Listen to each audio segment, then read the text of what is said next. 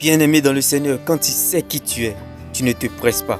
Quand tu sais qui tu es, tu ne forces les choses. Bien-aimé, quand tu sais qui tu es, tu ne te précipites jamais.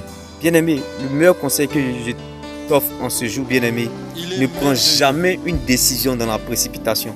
Cela ne vient pas de Dieu. Car bien-aimé, Dieu a dit c'est dans la tranquillité que viendra votre force. C'est dans la tranquillité que se révèle la puissante force d'un véritable chrétien.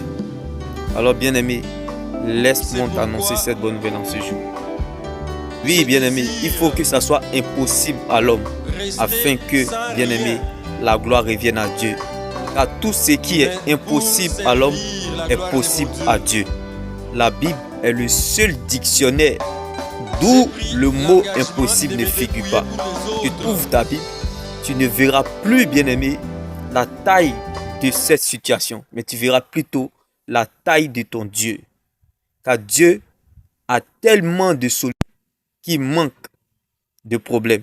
Dieu a tellement de réponses qu'il manque de questions. Alors laisse-moi t'annoncer cette bonne nouvelle en ce jour. Tu es la réponse de toute une vie, bien-aimé.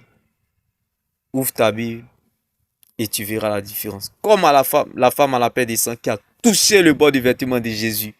Tu as besoin de toucher ta Bible, bien-aimé, afin de voir la différence. Car Jésus-Christ est la parole de Dieu, bien-aimé. La lettre tue, mais l'esprit vivifie. Demain béni. Shalom. Qui est véritablement rempli du Saint-Esprit ne pense pas mal de son prochain.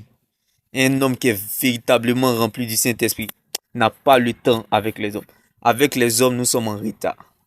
Mais avec Dieu, on gagne toujours. Bien-aimé, si tu es véritablement un enfant de Dieu, bien-aimé, je pense que le problème ne sera pas ton problème. Mais le problème sera ce que Dieu a dit à ton sujet. Car tu vas te concentrer sur ce que Dieu pense de toi. Si la façon dont le ciel te voit, bien-aimé, la façon dont les gens te connaissent, ne regarde pas la façon dont tu te connais toi-même. Pense toujours à la façon dont le ciel te connaît, dont Dieu te voit. Car de la façon que tu regardes Dieu sera proportionnelle à la façon dont Dieu te voit. Car bien-aimé, la façon de la manière que tu regarderas Dieu sera proportionnelle à la façon dont le ciel te verra, à la façon dont Dieu te verra. Tes mains bénies. Shalom.